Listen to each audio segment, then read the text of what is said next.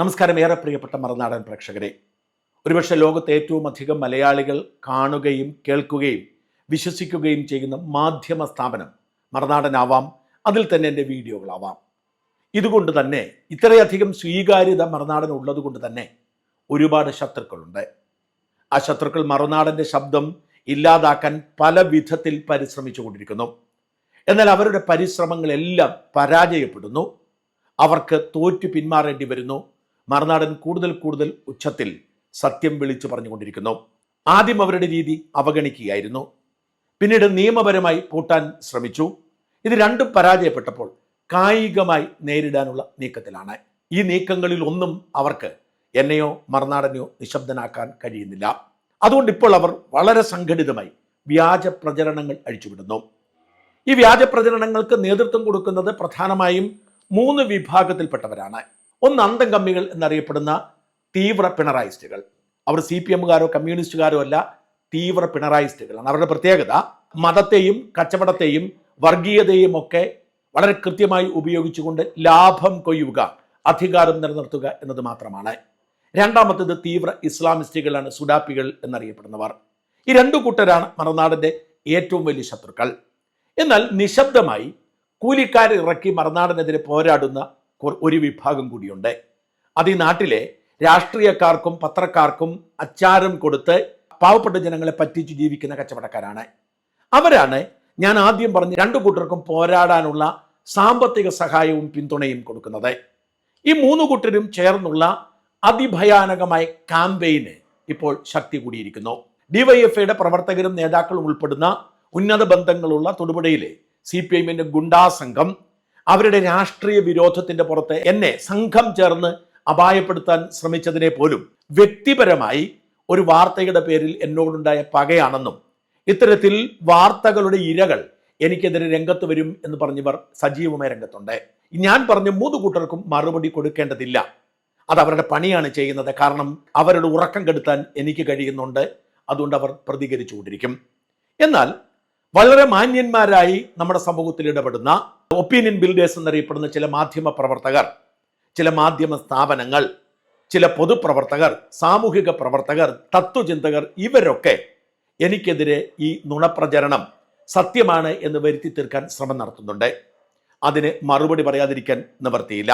പ്രിയപ്പെട്ട പ്രേക്ഷകർ മനസ്സിലാക്കേണ്ട ഒരു യാഥാർത്ഥ്യമുണ്ട്.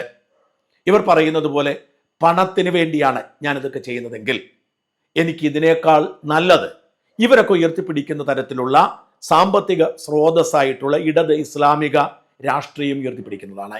പൊളിറ്റിക്കൽ ഇസ്ലാമിനെയും പിണറായിസത്തെയും പിന്തുണച്ചാൽ വലിയ സാമ്പത്തിക ലാഭം ഉണ്ടാകും. കാരണം നമ്മുടെ സമൂഹത്തിലെ 80% പേരും ഇത്തരം ചിന്താഗതിക്കാരാണ്, അല്ലെങ്കിൽ അത്തരം ചിന്താഗതിക്കാരാൽ നിയന്ത്രിക്കപ്പെടുന്നവരാണ്.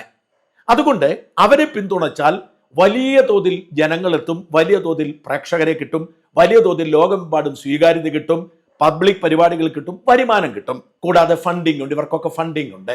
ഞാൻ എടുത്തിരിക്കുന്ന നിഷ്പക്ഷമായ നിലപാട് ഒരു പരിധി വരെ വലതുപക്ഷക്കാർ, അതായത് BJP-കാരടക്കമുള്ളവർ ഉപയോഗിക്കാറുണ്ടെങ്കിലും മുതലെടുക്കാറുണ്ടെങ്കിലും അടിസ്ഥാനപരമായി അവർക്ക് എന്നോട് യോജിപ്പില്ല. കാരണം അവരുടെ ഒരു വലയത്തിനുള്ളിൽ നിൽക്കാത്തത് കൊണ്ട് അവർ എതിർക്കുന്നില്ല എന്ന് മാത്രമേ ഉള്ളൂ. അവർ ഒട്ടും തൃപ്തരല്ല.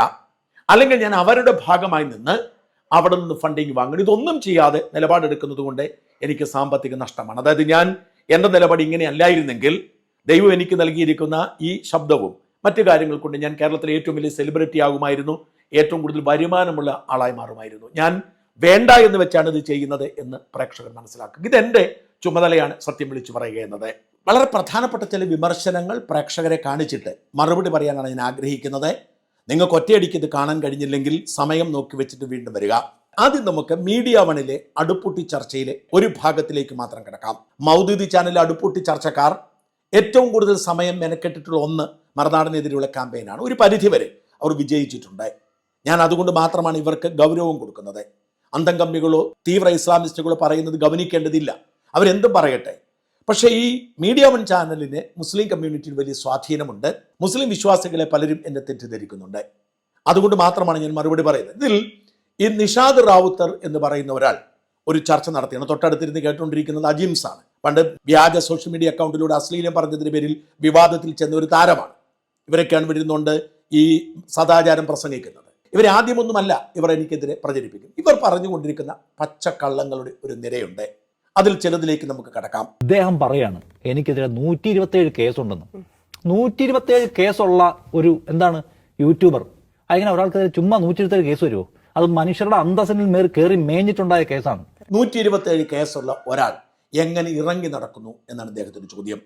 ഞാൻ ഇറങ്ങി നടക്കാൻ പാടില്ല, കോടതികൾ എന്നെ പൂട്ടണം, സർക്കാർ എന്നെ പൂട്ടണം, പോലീസ് എന്നെ പൂട്ടണം എന്നാണ് ഇയാൾ പറയുന്നത്. ഇദ്ദേഹത്തോട് എനിക്ക് ഒരേ ഒരു ചോദ്യമേ ഉള്ളൂ. താങ്കൾ വർക്ക് ചെയ്യുന്ന ഈ സ്ഥാപനത്തിന്, അതായത് മീഡിയ വണിന് കേസുകളൊന്നുമില്ലേ? ഞാൻ മനസ്സിലാക്കുന്നതനുസരിച്ച് രാജ്യദ്രോഹ കുറ്റമടക്കം 1000-ലധികം കേസുകൾ മീഡിയ വൺ നേരിടുന്നുണ്ട്. അപ്പോൾ പിന്നെ താങ്കൾ എന്തടിസ്ഥാനത്തിലാണ് 127 കേസുകളുണ്ട് എന്ന് സമ്മതിച്ച മറുനാടനെ നിങ്ങൾ ഏറ്റവും വലിയ ക്രിമിനലായി ചിത്രീകരിക്കുന്നത്? നിങ്ങൾക്കെതിരെ ഉള്ളതുപോലെ തന്നെയാണ് മറുനാടനെതിരെയുമുള്ളത്. ഞങ്ങൾക്കെതിരെയുള്ള കേസുകളിൽ സർക്കാർ പക വീട്ടാൻ വേണ്ടി കഴിഞ്ഞ നാളുകളിൽ എടുത്ത കേസുകൾ ഒഴിച്ചാൽ ബാക്കി എല്ലാ കേസുകളും ഡിഫമേഷൻ കേസുകളാണ്. അതായത് ഏതൊരു മാധ്യമ സ്ഥാപനവും നേരിടുന്ന അതേ കേസുകൾ. കേരളത്തിലെ എല്ലാ മാധ്യമ സ്ഥാപനങ്ങൾക്കും ആയിരക്കണക്കിന് കേസുകളുണ്ട്, മീഡിയ വണിനും മാധ്യമത്തിനുമുണ്ട്. അത് മറച്ചു വെച്ചുകൊണ്ട് 127 കേസ് എന്ന് പറയുന്നത് മറുനാടന് മാത്രമുള്ള ഒന്നാണ് എന്ന് നിങ്ങൾ പറയുന്നത് എന്തുകൊണ്ടാണ്? നുണയല്ലേ? നിങ്ങളെ ഞാൻ വെല്ലുവിളിക്കുന്നു. നിങ്ങൾക്ക് കേസൊന്നുമില്ല എന്ന് പറയാമോ? നിങ്ങൾക്ക് എത്ര കേസുണ്ടെന്ന് പറയാമോ? എത്ര കേസ് മീഡിയ വണിനെതിരെ ഉണ്ട്? നിങ്ങളെ ഞാൻ വെല്ലുവിളിക്കുകയാണ്. അത് തുറന്നു പറയാനുള്ള ധൈര്യമുണ്ടോ? ഇല്ലെങ്കിൽ നിങ്ങൾ നുണയന്മാരാണ്. പച്ചക്കള്ളം പറഞ്ഞ് നിങ്ങളുടെ പ്രേക്ഷകരെ തെറ്റിദ്ധരിപ്പിക്കാൻ ശ്രമിക്കുകയാണ്. ഇവിടെ നിന്ന് അദ്ദേഹം പോകുന്നത് എൻ്റെ ചില കേസുകളിലേക്കാണ്. ഡിഫമേഷൻ കേസുകളിലേക്കൊന്നും പോകുന്നില്ല. ഒരു ഹണി ട്രാപ്പ്, ഒരു മര്യാദയ്ക്ക് നടക്കുന്ന ഒരു സ്ത്രീയെക്കുറിച്ച് ഞാൻ ഹണി ട്രാപ്പുകാരി എന്ന് വിളിച്ചു. അതുകൊണ്ട് അവരെനിക്കെതിരെ കേസ് കൊടുത്തു.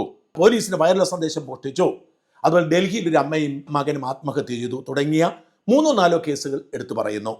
ഒരു സ്ത്രീക്കെതിരെ ഹണി ട്രാപ്പ് നടത്തുന്ന സ്ത്രീയാണെന്ന് വ്യാജ ആരോപണം ഉന്നയിച്ചിരിക്കുന്നു ഈ വിഷ യൂട്യൂബിനകത്തൂടെ. അവരോട് കേസ് കൊടുത്തു. അന്ന് രാത്രി തന്നെ ജാമ്യം കിട്ടി. സംസ്ഥാന പോലീസിന്റെ വയർലെസ് സെറ്റിനകത്തെ വിവരങ്ങൾ മോഷ്ടിക്കുന്ന ആൾ ചില്ലറ കേസാണോ? ഡൽഹിയിൽ ഒരു അമ്മയും മകനും ആത്മഹത്യ ചെയ്ത കേസ് ഓർമ്മയുണ്ടോ? ഇപ്പൊ ഇയാളുടെ ഭാര്യ ആത്മഹത്യയുമായി ബന്ധപ്പെട്ട കേസ്. മനുഷ്യരുടെ ജീവിതത്തിലോട് കയറി ഇടപെട്ടം കൊണ്ട് നിരങ്ങുകയാണ്. സത്യത്തിൽ എന്തൊരു അധമന്മാരാണ് നിങ്ങൾ. ഈ 3 കേസും, നിങ്ങൾ എടുത്തു പറഞ്ഞ 3 കേസുകൾ, ഈ 3 കേസുകളും ഒന്ന് പരിശോധിക്കുക. ഒന്ന്, ഒരു പെൺകുട്ടിയെ ഹണി ട്രാപ്പുകാരി എന്ന് പറഞ്ഞു എന്നാണ്. നിങ്ങൾ അത്തരം ഒരു വാർത്തയും കൊടുത്തിട്ടില്ലേ? ഇതുവരെ ഒരു ഹണി ട്രാപ്പുകാരെ കുറിച്ച് നിങ്ങൾ വാർത്ത കൊടുത്തിട്ടില്ലേ? ഷിഹാബ് ഷാ എന്ന് പറയുന്ന ഒരു വലിയ തട്ടിപ്പുകാരൻ, നിങ്ങൾ ആരും വാർത്ത കൊടുത്തില്ല. അയാൾ Kenza builders, Kenza resorts, Kenza wellness എന്നൊക്കെ പറഞ്ഞ് വലിയ തട്ടിപ്പ് നടത്തി. ആയിരക്കണക്കിന് ആളിൽ നിന്ന് പണം പിരിച്ചു. പാവപ്പെട്ട മനുഷ്യർക്ക് പണം നഷ്ടപ്പെട്ടു. ഈ തട്ടിപ്പിന് അയാൾ ജയിലിലായി, ദുബായിൽ ജയിലിലായി. ദീർഘകാലം അയാൾ ജയിലിലാണ്. പണം നഷ്ടപ്പെട്ടവർ കേസ് കൊടുത്തു. ആ കേസിന്റെ രേഖകൾ സഹിതം ഞങ്ങൾ വാർത്ത കൊടുത്തു. നിങ്ങൾ ആരും കൊടുത്തില്ല. നിങ്ങൾക്ക് ഇത്തരക്കാരെ പേടിയാണ്, നിങ്ങൾ കൊടുത്തില്ല. ഞങ്ങൾ കൊടുത്തു. അത് വെറുതെ കൊടുത്തതല്ല, ഊഹാപോകത്തിൽ കൊടുത്തല്ല, തെളിവുകൾ സഹിതം, രേഖകൾ സഹിതം. ഈ കെൻസ തട്ടിപ്പിന് ചുക്കാൻ പിടിച്ച ഒരാളായിരുന്നു കെൻസയുടെ ഉന്നത പദവിയിലിരുന്ന നിങ്ങൾ പറഞ്ഞ ഈ സ്ത്രീ. സ്വാഭാവികമായും അതിലൊരു പരാതി, പണം നഷ്ടപ്പെട്ടാൽ അയാളെ ഈ പദ്ധതിയുടെ തട്ടിപ്പിലേക്ക് കൊണ്ടുവന്നത് ഹണി ട്രാപ്പിലൂടെയാണ് എന്ന് അയാൾ പരാതിപ്പെട്ടിട്ടുണ്ട്. ആ പരാതിയുടെ കോപ്പി ഞങ്ങളുടെ കയ്യിലുണ്ട്. അയാളുമായി ഞങ്ങൾ നടത്തിയ സംഭാഷണത്തിന് വിശദാംശങ്ങളുണ്ട്. അത് ഞങ്ങൾ കൊടുത്തു. അതിന്റെ പേരിൽ അവർ കൊണ്ട് വ്യാജ പരാതി കൊടുത്തു, പോലീസിന് കേസെടുത്തു, കോടതിക്ക് കാര്യം ബോധ്യമായി ജാമ്യം കിട്ടി. നിങ്ങളുടെ കൂടെ ചർച്ചയ്ക്കിരിക്കുന്ന പെൺകുട്ടിയുടെ പേര് വിളിച്ച് സംസാരിക്കുന്നു, ആ പെൺകുട്ടിക്ക് തന്നെ ഞാൻ വാർത്ത കൊടുത്തു. എന്തുകൊണ്ടാണ്? ഒരു മര്യാദയ്ക്ക് പണിയെടുക്കുന്ന സ്ത്രീ ആയതുകൊണ്ടാണ്. ആർക്കെതിരെയെങ്കിലും ഞങ്ങളിങ്ങനെ വാർത്ത കൊടുക്കുന്നത് വാസ്തവമാണ്. വാസ്തവം കൊടുക്കുകയാണ് ഞങ്ങളുടെ പണി. നിങ്ങൾ എനിക്കെതിരെ പറയുന്ന വ്യാജ വാർത്ത പോലെ തന്നെ നിങ്ങൾ എത്രയോ വ്യാജ വാർത്തകൾ ഈ ലോകത്തിൽ പലർക്കെതിരെയും കൊടുക്കുന്ന പ്രധാനമന്ത്രി നരേന്ദ്രമോദിക്കെതിരെയും സംഘപരിവാറിനെതിരെയും നിരന്തരം നിങ്ങൾ വാർത്ത കൊടുത്തുകൊണ്ടിരിക്കും. നിങ്ങൾ നുണ പറഞ്ഞുകൊണ്ടിരിക്കുന്നു. നിങ്ങൾ വർഗീയത സൃഷ്ടിച്ചുകൊണ്ടിരിക്കും. എന്ത് സംഭവിച്ചാലും നിങ്ങൾ അതിൽ മതം കണ്ടെത്തുന്നു. ഇതൊക്കെ നല്ലതാണെന്ന് നിങ്ങൾ വിശ്വസിക്കുന്നു. എന്നിട്ട് ഈ കഥകളെടുത്ത് പിന്നെ വയർലെസ് സന്ദേശം മോഷ്ടിച്ചു. എല്ലാവർക്കും അറിയാവുന്ന കാര്യമാണ്, സകല മാധ്യമ പ്രവർത്തകർക്കും അറിയാവുന്ന കാര്യമാണ്, സകല ചാനലുകളും ചെയ്യുന്നതാണ്. പോലീസുകാർ അവരുടെ സാട്ടായിലെ നിർദ്ദേശങ്ങൾ റെക്കോർഡ് ചെയ്തിട്ട് അങ്ങോട്ടും ഇങ്ങോട്ടും പ്രചരിപ്പിക്കും വാട്സാപ്പ് ഗ്രൂപ്പിൽ. അതിൽ ജനവിരുദ്ധമായ കാര്യങ്ങളുണ്ടെങ്കിൽ ആ ഓഡിയോ ക്ലിപ്പ് വെച്ച് വാർത്ത കൊടുക്കും. സകല മാധ്യമങ്ങളും കൊടുക്കുന്നതാണ്, സകല ചാനലുകളും ഞങ്ങളും കൊടുത്തു. കോവിഡ് കാലത്ത് പോലീസുകാർ വഴിയിൽ നിന്ന് കൂടുതൽ പിരിക്കാൻ ഉത്തരവ് കൊടുക്കുകയാണ് പോലീസുകാർ. നിങ്ങൾ എല്ലാവരെയും തടയണം, ടാർഗറ്റ് ചെയ്യണം. ഈ ടാർഗറ്റ് ചെയ്ത് നിങ്ങൾ പണം പിരിക്കണം എന്ന് ഉത്തരവിട്ടപ്പോൾ ജനങ്ങളോട് പറയുന്നത് നിങ്ങൾ സൂക്ഷിക്കണം, പോലീസ് ടാർഗറ്റ് ചെയ്ത്. ഇതാണ് വാർത്ത, ഇതാണ് സംഭവം. ഇത് എല്ലാവരും കൊടുക്കുന്ന തരത്തിലുള്ള വാർത്തയാണ്. ഇത് പോലീസിന്റെ വയർലെസ് സന്ദേശം മോഷ്ടിച്ചാലെന്ന് അറിയാം. ബോധപൂർവം അൻവർ ഉണ്ടാക്കിയ ഒരു കള്ളക്കഥയാണ്. അത് പോലീസിന് ബോധ്യപ്പെട്ടു. അതുകൊണ്ടാണ് കുറ്റപത്രം പോലും കൊടുക്കാൻ അവർക്ക് കഴിയാത്തത്. എന്തുകൊണ്ട് ഞാൻ അതീവ രഹസ്യമായി വയർലെസ് സന്ദേശം ചോർത്തി എന്നൊക്കെ നിങ്ങൾ ജനങ്ങളോട് പറയുമ്പോൾ നിങ്ങളുടെ പ്രേക്ഷകർ പൊട്ടന്മാരാണെന്ന് നിങ്ങൾ കരുതുന്നു എന്നല്ലേ അർത്ഥം? മൂന്നാമത്തത് ഡൽഹിയിൽ അമ്മയും മകനും ആത്മഹത്യ ചെയ്ത സംഭവം. കേരളത്തിലുണ്ടായ ഒരു സംഭവത്തിന്റെ തുടർച്ച ഡൽഹിയിൽ ഒരു അമ്മയും മകനും ആത്മഹത്യ ചെയ്യുകയും മലയാള മനോരമ അടക്കമുള്ള കേരളത്തിൽ ഒട്ടേറെ മാധ്യമങ്ങളുടെ പേര് അവരൊക്കെ ഞങ്ങളെക്കുറിച്ച് ഇങ്ങനെ വാർത്ത വന്നതുകൊണ്ടാണെന്ന് എഴുതി വെക്കുകയും ചെയ്തു. അതിൽ മറുനാടിൻ്റെ പേരുമുണ്ടായി. സത്യമാണ്, ആ സംഭവം വാസ്തവമായിരുന്നു.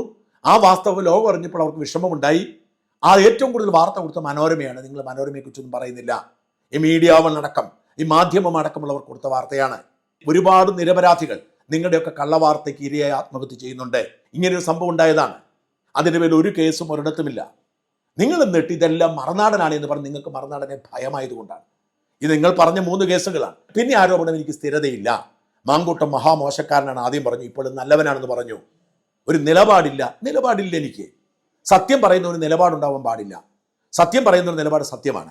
മാങ്കൂട്ടത്തിൻ്റെ ശബ്ദരേഖ പുറത്തു വരുമ്പോൾ മാങ്കൂട്ടത്തിന് നമുക്ക് കുറ്റപ്പെടുത്തേണ്ട സാഹചര്യമുണ്ട്. ആ അർത്ഥത്തിൽ മാങ്കൂട്ടത്തെ തള്ളി പറഞ്ഞു, പെൺവേട്ടക്കാരൻ എന്ന് പറഞ്ഞു. എന്നാൽ പിന്നീട് ഇതിന് പിന്നിൽ ഗൂഢാലോചന മനസ്സിലാക്കുമ്പോൾ ഇതിന്റെ പിന്നിൽ ചിലർ ബോധപൂർവ്വം മാങ്കൂട്ടത്തിനെതിരെ രംഗത്ത് വന്നതാണ്. പരാതിക്കാരില്ല തിരിച്ചറിയുമ്പോൾ അത് പറയാനുള്ള ധൈര്യം ഞങ്ങൾക്കുണ്ട്, നിങ്ങൾക്കില്ല. നാളെ ഈ പരാതിക്കാരുണ്ടായാൽ ഞങ്ങൾ വീണ്ടും നിലപാട് തിരുത്തും. സത്യം എന്ന് പറയുന്നത് അങ്ങനെയാണ്. പുറത്തു വരുന്ന വിശദാംശങ്ങളുമായി ചേർന്ന് വരുന്നതാണ്. നിങ്ങൾ പറയുന്നത് പോലെ ഒരു നിലപാടെടുത്തിട്ട് ആ നിലപാടിനെ ന്യായീകരിക്കാൻ വേണ്ടി മാത്രം നുണ പടച്ചു വിടുന്നത് സത്യമല്ല എന്ന് തിരിച്ചറിയുക. ഇന്നലെ വരെ രാഹുൽ മാങ്കൂട്ടത്തിൽ മഹാവൃത്തികെട്ടവനാണെന്ന് പറഞ്ഞ കണ്ടന്റുകൾ പമ്പ് ചെയ്യുക.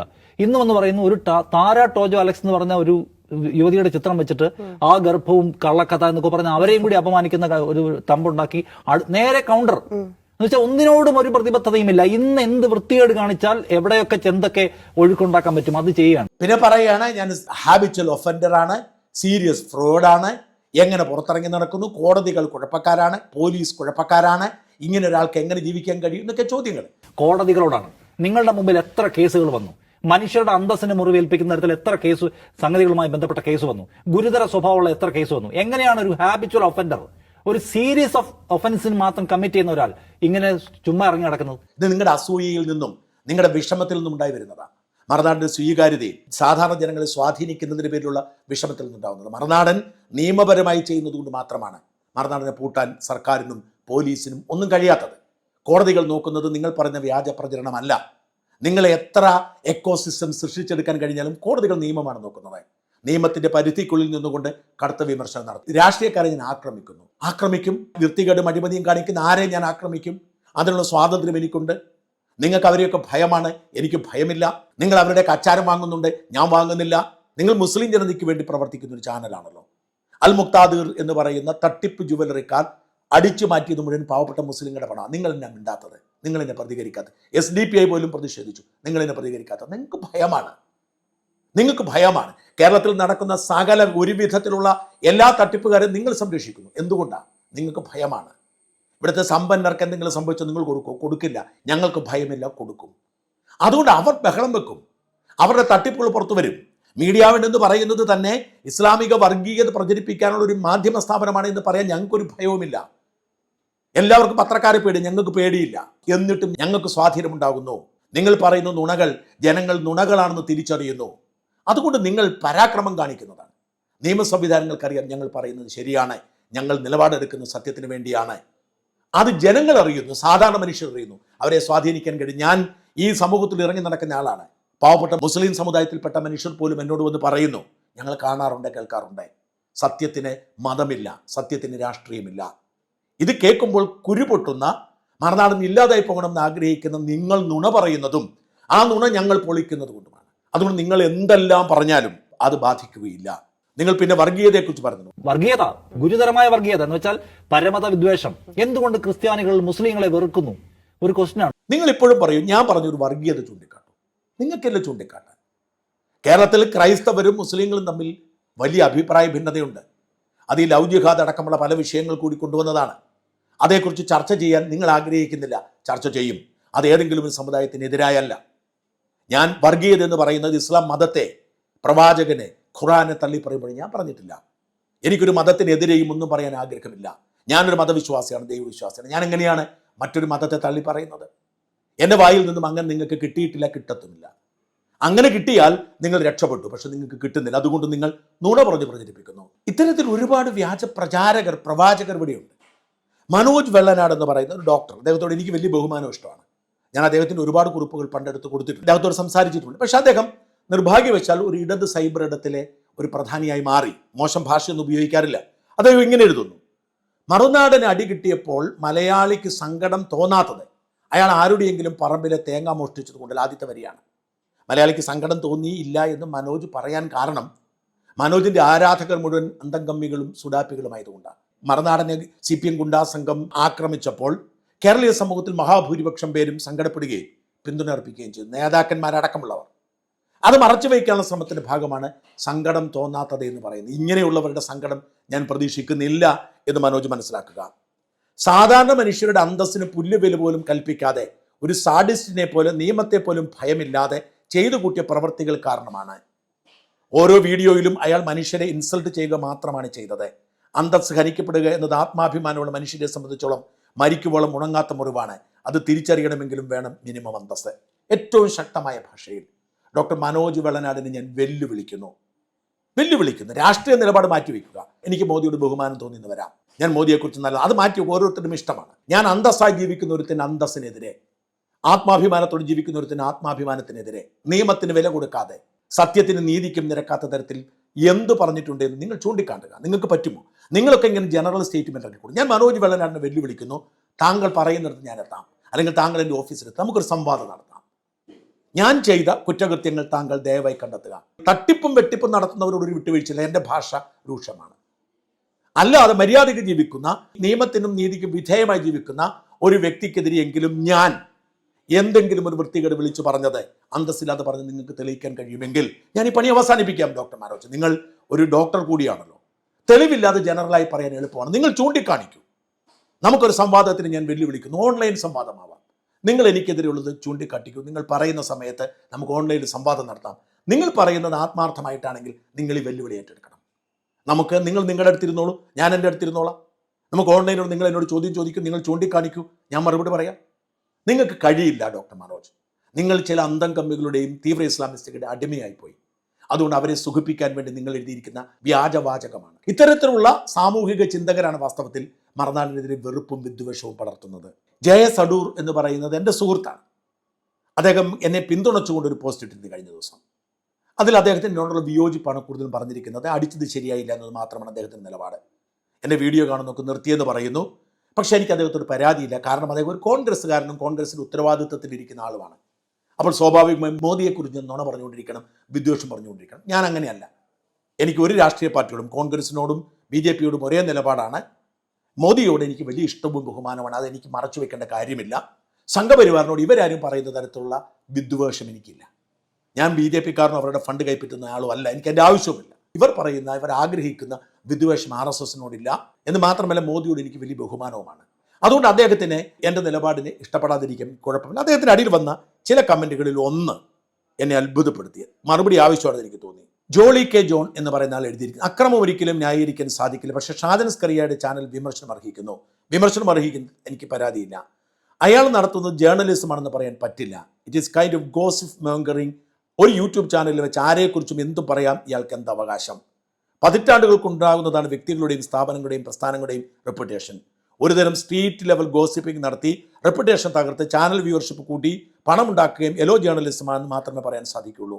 ഇതാണ് അദ്ദേഹത്തിൻ്റെ ആദ്യത്തെ ഭാഗം. ഞാൻ അദ്ദേഹത്തെ വെല്ലുവിളിക്കുന്നു. ഞാൻ ചെയ്തൊരു ഊഹാപോഹം, ഒരു ഗോസിപ്പിംഗ്, ഒരു സ്ഥാപനത്തെയോ വ്യക്തിയോ താറടിച്ച് കാണിക്കാൻ ഞാൻ പറഞ്ഞൊരു നുണക്കഥ അദ്ദേഹം പറയണം. ഇങ്ങനെയൊക്കെ പറഞ്ഞിട്ടുണ്ടെങ്കിൽ വിമർശനാർഹനാണ്. അദ്ദേഹം ചൂണ്ടിക്കാണിക്കണം. വെറുതെ നമുക്ക് പറയാം. താങ്കൾ ദയവായി പറയുക, ഞാൻ ഗോസിപ്പ് ചെയ്തത്, അല്ലെങ്കിൽ ആരെക്കുറിച്ചും എന്തും പറയാം എന്ന ധൈര്യത്തിൽ വൃത്തികേടുകൾ പറഞ്ഞത്, വ്യക്തികളുടെയും സ്ഥാപനങ്ങളുടെയും പ്രസ്ഥാനങ്ങളുടെ റെപ്യൂട്ടേഷൻ ബോധപൂർവ്വം തകർത്തത്, നിങ്ങൾ പറഞ്ഞു തരണം. നിങ്ങൾ വെറുതെ ജനറലി ആർക്കെങ്കിലും പറയാം. നിങ്ങളെ ഞാൻ വെല്ലുവിളിക്കുന്നു. ജോളി കെ ജോണെ, നിങ്ങൾക്ക് ചൂണ്ടിക്കാട്ടാമോ? രണ്ടാം ഭാഗം അദ്ദേഹം പറയുന്നു, അതിലും ഗുരുതരമായ കാര്യം കേരളത്തിലെ സാമുദായിക സൗഹാർദ്ദം തകർക്കുന്ന തരത്തിലുള്ള അയാളുടെ പ്രവർത്തനമാണ്. മാധ്യമ സ്വാതന്ത്ര്യം മറയാക്കി നടത്തുന്ന ഇത്തരം പ്രവർത്തനങ്ങൾ സമൂഹത്തിന്റെ പൊതു താല്പര്യങ്ങൾക്ക് ദോഷകരമാണ്. എവിടെയാണ് സാമുദായിക താല്പര്യം തകർക്കുന്ന തരത്തിൽ ഞാൻ പ്രവർത്തി ചെയ്തത്? മീഡിയ വണിനെ പോലുള്ളവർ ചെയ്തുകൊണ്ടിരിക്കുന്നു. കേരളത്തിൽ പല ചാനലുകളും വർഗീയ വിഷം തുപ്പിക്കൊണ്ടിരിക്കുന്നു. ഞാൻ ഇന്നേ വരെ ഏതെങ്കിലും ഒരു സമുദായത്തിനെതിരെയോ ഏതെങ്കിലും ഒരു മതത്തിനെതിരെയോ ഒന്നും പറഞ്ഞിട്ട് നിങ്ങൾ ചൂണ്ടിക്കാണിക്കൂ. പൊളിറ്റിക്കൽ ഇസ്ലാമിനെതിരെയുള്ള എൻ്റെ പോരാട്ടം നിങ്ങൾ പറയുന്നത് മാതിരി അത് ഇസ്ലാമിനെതിരെ പോരാട്ടമല്ല. പിണറായിസത്തിനെതിരെയുള്ള എൻ്റെ പോരാട്ടം നിങ്ങൾ പറയുന്നത് മാതിരി CPMനെതിരെ പോരാട്ടമല്ല. എവിടെയാണ് ഞാൻ വർഗീയത പ്രചരിപ്പിച്ചത്? ഇത്തരത്തിലൊരു പൊതുബോധം സൃഷ്ടിക്കാൻ വേണ്ടി ആളുകൾ ഇങ്ങനെ ബഹളം വെച്ചുകൊണ്ടിരിക്കും.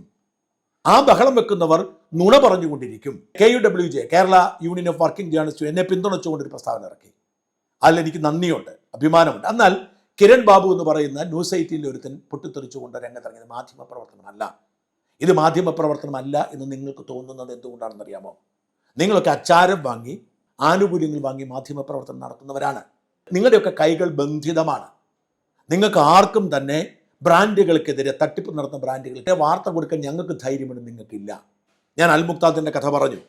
എത്രയോ തട്ടിപ്പുകാരനൊക്കെ ഇതൊക്കെ ഞങ്ങൾക്ക് കൊടുക്കാൻ കഴിയും, ഞങ്ങൾ കൊടുക്കുന്നു, നിങ്ങൾക്ക് കൊടുക്കാൻ കഴിയുന്നില്ല. അതിൻ്റെ അസൂയയും ദുഃഖവും ബുദ്ധിമുട്ടുമാണ്. ഇതാണ് യഥാർത്ഥ മാധ്യമ പ്രവർത്തനം. നിങ്ങൾ ചെയ്യുന്നതല്ല. നിങ്ങൾ ചൂണ്ടിക്കാടി ഇവരെല്ലാം ജനറലായി പറയുന്നതല്ലാതെ ഞാൻ കൊടുത്ത വ്യാജ വാർത്ത, ഞാൻ പൂർണ്ണമായും അബദ്ധമൊക്കെ പറ്റാറുണ്ട്, തെറ്റുകൾ പറ്റാറുണ്ട്, തിരുത്താറുമുണ്ട്. അല്ലാതെ ബോധപൂർവം സാമ്പത്തിക ലാഭത്തിന് വേണ്ടി, വ്യൂവർഷിപ്പിന് വേണ്ടി ഞങ്ങൾ കൊടുത്തൊരു വ്യാജ വാർത്ത, ഞങ്ങൾ നടത്തൊരു അപമാനം ചൂണ്ടിക്കാണിക്കൂ? ആർക്കുമില്ല. പക്ഷെ നിങ്ങൾക്ക് കൊടുക്കാൻ കഴിയാത്തത് ഞങ്ങൾ കൊടുക്കുമ്പോൾ ഞങ്ങൾക്ക് സ്വീകാര്യത ഉണ്ടാവുന്നത് നിങ്ങൾ ഇങ്ങനെ പച്ചക്കള്ളം പറഞ്ഞ് പ്രചരിപ്പിക്കരുത്. ഈ ഏതെങ്കിലും രാഷ്ട്രീയ പാർട്ടിയോടും മതസംഘടനകളോടും കച്ചവടക്കാരോടും ചേർന്ന് നിൽക്കുന്നവർക്ക് സഹിക്കാൻ കഴിയാത്ത ബുദ്ധിമുട്ടുണ്ടാവുന്ന ഞങ്ങളുടെ വാർത്തകൾ. നിങ്ങളാരും സുരക്ഷിതരല്ല, തട്ടിപ്പ് നടത്തുന്നവർ സുരക്ഷിതരല്ല. പണ്ട് പത്രക്കാരുടെ തട്ടിപ്പുകൾ വെളിവരില്ലായിരുന്നു. അവരതുകൊണ്ട് പവർ ലോബിയിങ്ങിന് ഇറങ്ങി. ഏത് വൃത്തികേടും കാണിക്കുന്നവരായി മാറി. ആരും അറിയില്ല, ഞങ്ങൾക്ക് കൊടുക്കും. അതുകൊണ്ട് ഭയമുണ്ട്. അതുകൊണ്ട് കുൽസിത താല്പര്യക്കാർ, തൽപര കക്ഷികൾ ഞങ്ങളെ ഭയപ്പെടുന്നു. അവർ നുണ പ്രചരിപ്പിക്കുന്നു. ഞങ്ങൾ ഇവിടെ നിലനിൽക്കുന്നത് സത്യം പറയുന്നത് കൊണ്ടാണ്. ഞങ്ങൾ വലിയ കുഴപ്പക്കാരാണ്. ഒരൊറ്റ കാര്യം മാത്രം പറഞ്ഞ് അവസാനിപ്പിക്കാം. പിണറായി സർക്കാർ എന്നെ പൂട്ടിക്കെട്ടാൻ വേണ്ടി ഒരുപാട് കഷ്ടപ്പെട്ട് രംഗത്ത് വന്നല്ലോ. പിണറായിയുടെ കുടുംബത്തിലെ അഴിമതിക്കെതിരെ രംഗത്ത് വന്നതോടുകൂടി സഹിക്കാൻ കഴിയുന്ന സാഹചര്യം ഉണ്ടായല്ലോ. എന്നിട്ട് എന്തുകൊണ്ട് ഞങ്ങൾക്ക് ഇപ്പോൾ ഇങ്ങനെ പറയാൻ പറ്റുന്നത്? എന്തുകൊണ്ട് ഞങ്ങൾ ഇപ്പോൾ ഈ പണി തുടരുന്നത്? കോടതിക്ക് ബോധ്യമായി ഞങ്ങൾ പറഞ്ഞത് ശരിയാണ്. ഏതെങ്കിലും ഒരു കേസിൽ ഞങ്ങൾ ശിക്ഷിക്കപ്പെട്ടിട്ടുണ്ടോ? ഇല്ല. ഞങ്ങൾക്കെതിരെ സർക്കാർ എടുത്ത കള്ളക്കേസുകളിൽ കുറ്റപത്രം സമർപ്പിക്കാൻ പോലും അവർക്ക് കഴിയുന്നില്ല. ഇനി മാത്രമല്ല, ഇങ്ങനെ കുഴപ്പക്കാരാണ് ഞങ്ങളെങ്കിൽ അതിൻ്റെ പേര് കേസെടുത്താൽ പോലെ എന്തിനാണ് കള്ളക്കേസെടുക്കുന്നത്? നിങ്ങൾ മനസ്സിലാക്കേണ്ടത്, നിങ്ങളൊക്കെ ഈ സിസ്റ്റത്തിൻ്റെ ഭാഗമായി ആനുകൂല്യങ്ങൾ കൈപ്പറ്റി പലരെയും പൊതിഞ്ഞ് സംരക്ഷിക്കാൻ ശ്രമിക്കുമ്പോൾ ഞങ്ങൾ ആ അതിർവരമ്പുകൾ ലംഘിക്കുന്നു. ആരുടെയും മുഖം നോക്കാതെ പറയാനുള്ളത് പറയുന്നു.